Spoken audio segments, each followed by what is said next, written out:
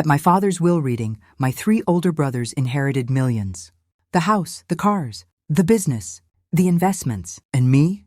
I got a pen. Just an old fountain pen in a wooden box. My brothers laughed so hard one of them cried. 3 months later, that pen revealed a secret that made them lose absolutely everything. And I've never felt more satisfied in my entire life. My name is Rebecca. I'm 35 years old, and I'm the youngest of 4 children, the only daughter, with 3 older brothers. Growing up, I was always the outsider, the afterthought, the daughter my father never really wanted. My brothers, Marcus, Thomas, and James, they were the golden children, the heirs, the ones who would carry on the family name and the family business. And me? I was just there. But before I tell you what was hidden inside that pen, if you're already hooked, if you need to know how a pen destroyed my brother's inheritance, I need you to subscribe right now. We're building Women Confessions to 10,000 subscribers. Every subscription helps us share stories where being the daughter instead of the son meant being overlooked. Hit that subscribe button. Because what happens next? You won't believe it. I was born when my mother was 41 and my father was 45. A surprise baby, they called me. My brothers were already teenagers. Marcus was 16. Thomas 14, James 12. They didn't want a baby sister, and my father didn't want another child, especially not a daughter. My mother told me once that when the doctor said, "It's a girl," my father didn't speak for 3 days. The difference in how my father treated us was obvious to everyone. My brothers got enrolled in the best private schools. I went to public school. My brothers got new cars when they turned 16. I got nothing. My brothers were groomed from childhood to join the family business.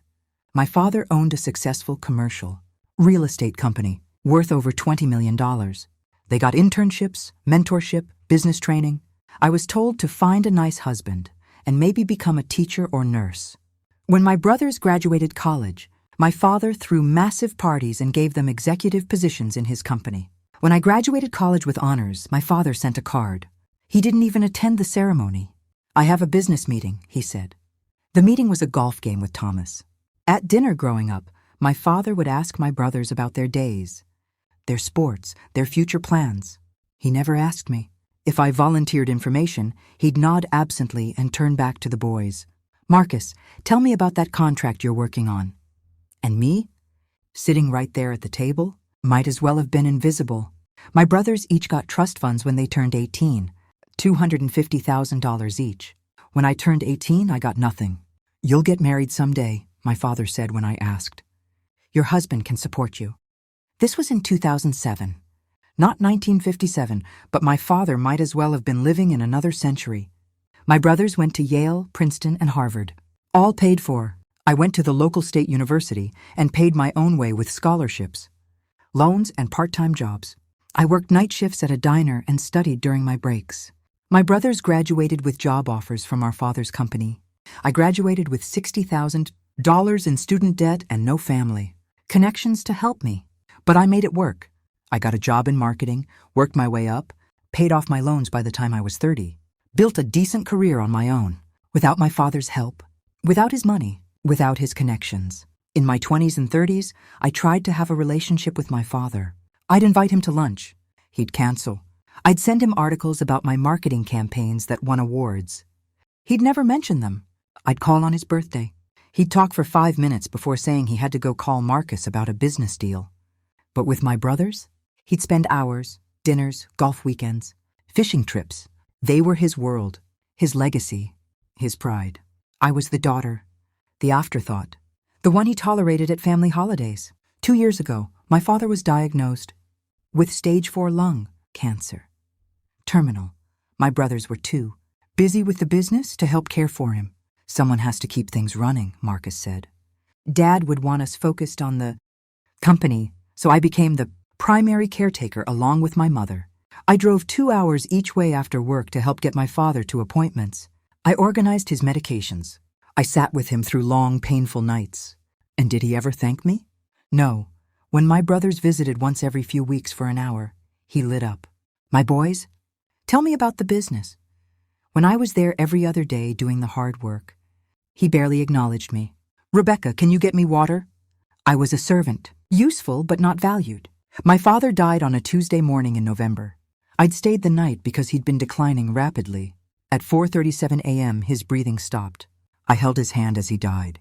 His last words to me were, "Tell Marcus. The Winston deal. Papers in the office. Business." Even dying, he was thinking about business. Not about me, not about regrets or love. Business. My father's funeral was huge. Marcus gave the eulogy and talked about his 3 sons who will carry on his vision. Didn't mention me at all. After the funeral, my brothers gathered in my father's study. "Family business," Marcus said when I tried to enter. "We need to discuss the company." They literally closed the door in my face. 1 week later, my father's lawyer called a meeting for the will reading. My mother, my 3 brothers, and me. In the lawyer's office, Mr. Hendricks began reading. My mother got the family home and $2 million. Marcus got 40% of the company and $8 million in properties. Thomas got 30% of the company and $6 million in stocks. James got 20% of the company and $5 million in investments. My brothers were grinning, calculating their fortunes. Then Mr. Hendricks said, "To my daughter, Rebecca Ann Morrison, I leave the contents of the locked wooden box in my office safe. She will know what to do with it." He pulled out a wooden box and slid it across the desk to me. I opened it. Inside, nestled in red velvet, was a single fountain pen. An old pen, tarnished silver with a black cap. That was it. My inheritance from a man worth over $20 million. A pen. My brothers started laughing. Marcus first, then Thomas joined in. James was laughing so hard he had tears running down his face. "A pen! He left you a pen? Oh my God, that's perfect. That's so Dad. Maybe she can write about her feelings in a diary." They couldn't stop. 3 grown men in their 40s and 50s, laughing at their little sister getting a pen while they got millions. I closed the wooden box, stood up, and walked out. Their laughter echoed behind me. In the parking lot, my mother caught up with me. "Rebecca, honey, I'm so sorry." "Don't be," I said. "It's what I expected." My brothers walked out, still chuckling. "Hey, Rebecca," Marcus called out. "If you ever need to sign something important, at least you have a nice pen."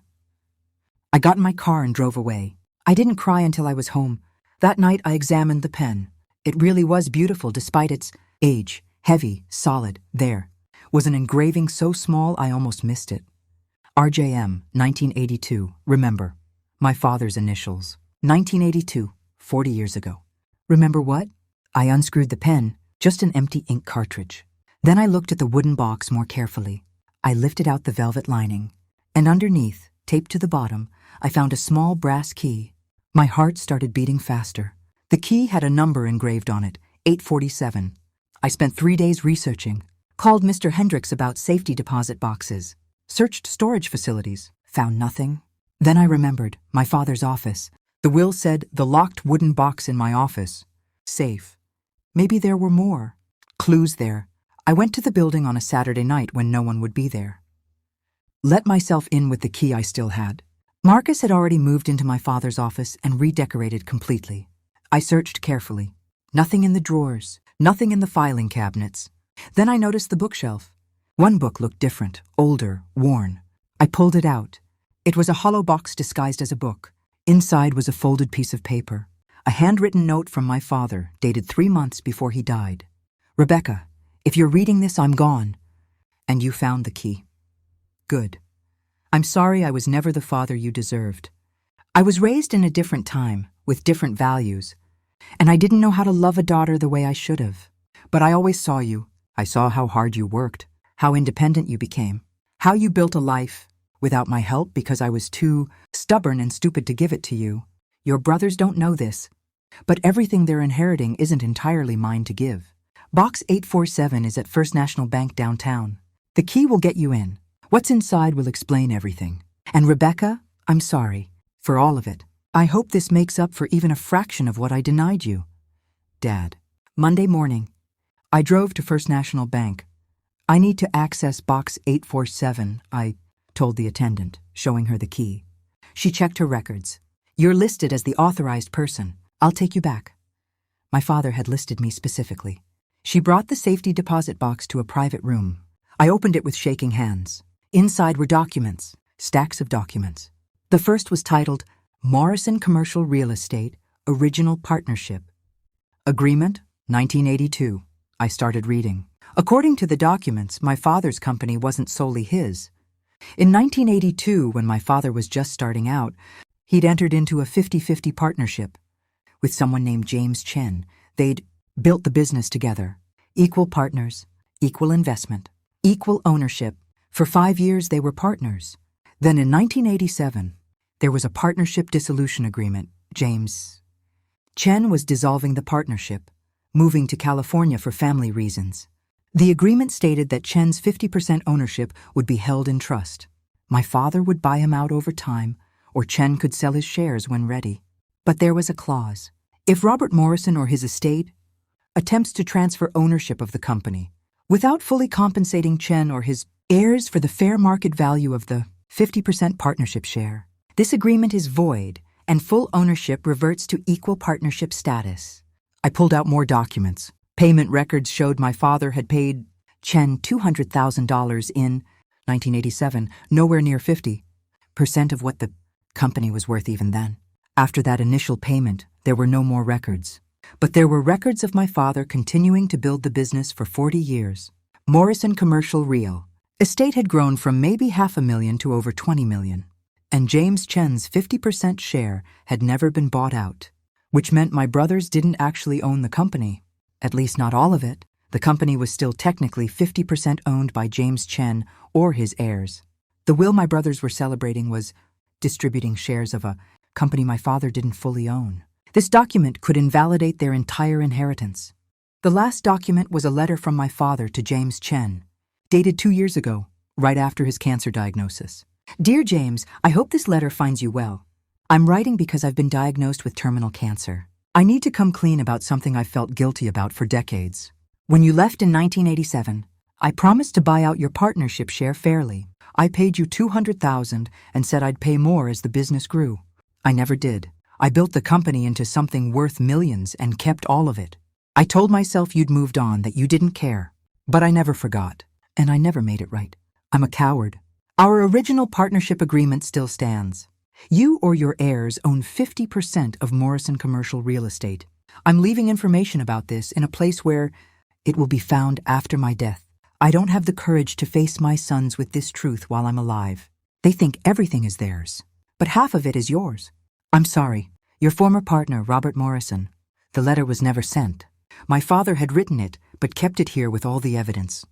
He'd left this to me because he knew I'd do the right thing, or maybe because he knew I had nothing to lose. Either way, I was now holding evidence that could destroy my brother's inheritance. I sat in that bank vault for over an hour. I had two options: do nothing and let my brothers keep their millions, or take these documents to a lawyer, find James Chen, and make sure he gets his rightful 50%, which would cut my brother's inheritance in half. Part of me wanted to stay quiet. Why start a family war? But then I thought about my brothers laughing at me. He left you a pen. I thought about 40 years of being dismissed.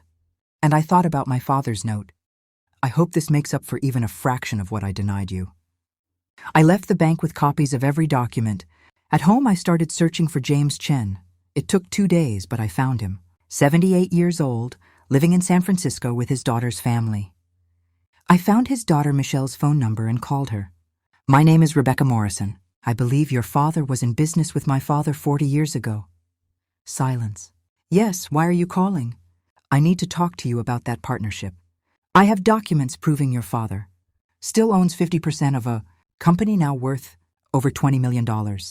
I flew to San Francisco 2 days later, met Michelle Chen and her father James at a coffee shop. James looked at me curiously. You're Robert's daughter? Yes, sir. The youngest, the only daughter. I didn't know he had a daughter. Most people don't, I said. I told them everything. The will reading, the pen, the key, the documents. I laid everything out on the table. James Chen read through the documents with tears in his eyes. I knew he never bought me out. But I let it go. I moved on, built a different life. I didn't want to fight. You shouldn't have had to fight, I said. You were equal partners. You deserved equal compensation.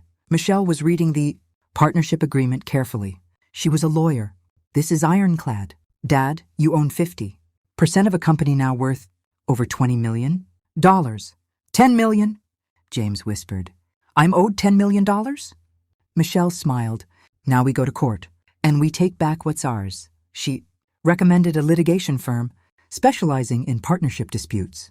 We met with 3 lawyers. They reviewed everything. This is one of the clearest cases I've seen, the lead attorney said. The partnership agreement is valid. Your father only had authority to distribute his 50%. Mr. Chen owns the other 50% and always has.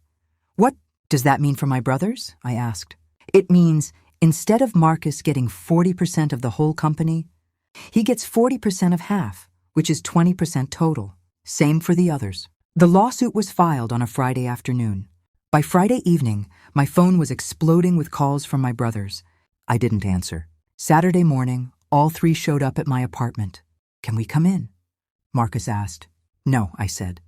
We can talk out here. Rebecca, what the hell are you thinking? Thomas exploded. You're suing us over some made-up partnership? It's not made up, I said calmly. Dad was partners with James Chen, equal partners.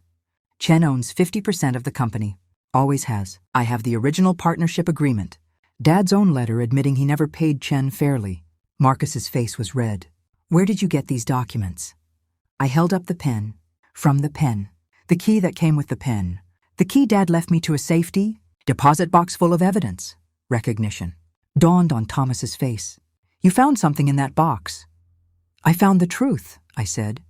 The truth Dad was too coward to tell you. The truth that your inheritance is built on theft. You're doing this for revenge, Marcus accused. Because you got a pen and we got millions. I'm doing this because it's right, I said. James Chen is 78 years old. He deserves what Dad stole from him. And you need to learn that not everything is yours just because you're sons and I'm a daughter. This will destroy the company, Thomas said. You'll lose half of what you thought you had, I said. The half that was never yours to begin with. James stepped forward aggressively. You're making a huge mistake. We'll fight this. We'll bury you. Try, I said. The documents are ironclad. Dad admitted his guilt in writing. You can't fight facts. They tried every angle over the next weeks. Claimed the partnership was too old to be valid. Claimed Chen abandoned his claim by waiting 40 years. Claimed the dissolution released Chen from ownership. Every argument the lawyers demolished. During discovery, the lawyers found something worse. My brothers had been draining company assets since my father's death. Marcus gave himself a $500,000 bonus. Thomas bought a vacation property with company funds. James transferred $200,000 to his personal account. All within 3 months. If they only owned 50% collectively, they were spending money that partially belonged to Chen. The lawyers amended the lawsuit to include misappropriation claims. 6 weeks into the lawsuit, Marcus called me. Our lawyers say we're going to lose. I know, I said. We want to settle. Talk to James Chen and his lawyers. We met at a coffee shop, all 3 brothers looking exhausted. What do you want, Rebecca? Marcus asked desperately. I want you to understand what it feels like, I said. To have something you thought was yours taken away. To be told you don't deserve what you believed you'd earned. That's what you did to me my entire life. We were wrong, Thomas said. We're sorry. You're not sorry, I said. You're scared. There's a difference. I stood up. You're not losing everything. You're losing half of something that was never entirely yours. James Chen is finally getting what he's owed. And me? I'm learning that sometimes the best inheritance is the truth. 2 weeks later, my brothers settled. The terms were devastating. James Chen was officially recognized as 50% owner. Backdated to 1982, he was entitled to 50% of all profits from the past 40 years, approximately $12 million. The brothers could either accept Chen as partner or buy him out at current value of $10 million plus $12 million in back profits. They didn't have $22 million, so they accepted him as majority partner. Their ownership was recalculated. Marcus 20%, Thomas 15%, James 10%, Chen 50%. The company they thought they owned was now run by a man they'd never heard of. James Chen, despite being 78, decided to be actively involved. His daughter Michelle became his representative on the board. The first board meeting was legendary, according to Michelle. Marcus tried to take control as CEO. Michelle calmly interrupted.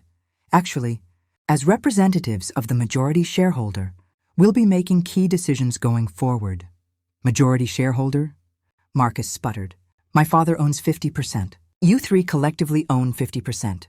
That makes him the majority individual shareholder. She then reviewed every financial decision they'd made. These will all be reversed, and no major decisions will be made without Chen family approval. My brothers went from thinking they owned a $20 million company to being minority shareholders answering to someone else. The financial hit devastated them differently. Marcus had already spent his inheritance in his mind. Down payments on vacation homes, new cars, expensive trips. He ended up deeply in debt. Thomas had quit his day job thinking he was rich. When the inheritance was cut in half, he desperately looked for work again at 50. James had started a boat business with borrowed money. The business went bankrupt. All three made decisions based on guaranteed money. Money that turned out to be half of what they expected. About a month after the settlement, James Chen asked to meet with me privately. "Rebecca, I want to thank you. You didn't have to do this. You could have kept those documents hidden." "It wouldn't have been right," I said. "Your father wrote in his letter that you were the strongest of his children." James said. "He said my daughter Rebecca is the only one who built something without my money. She's the only one who would understand that the right thing matters more than the easy thing."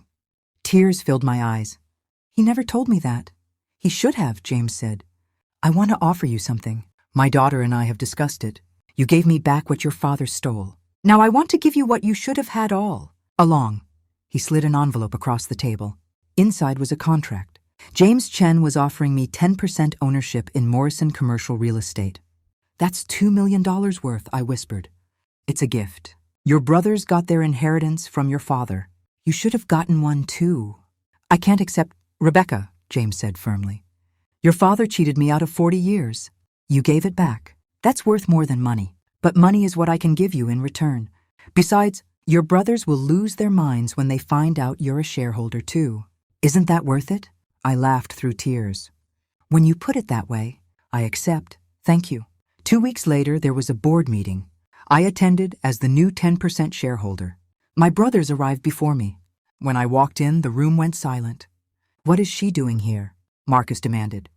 "Rebecca is here as a shareholder," Michelle said calmly.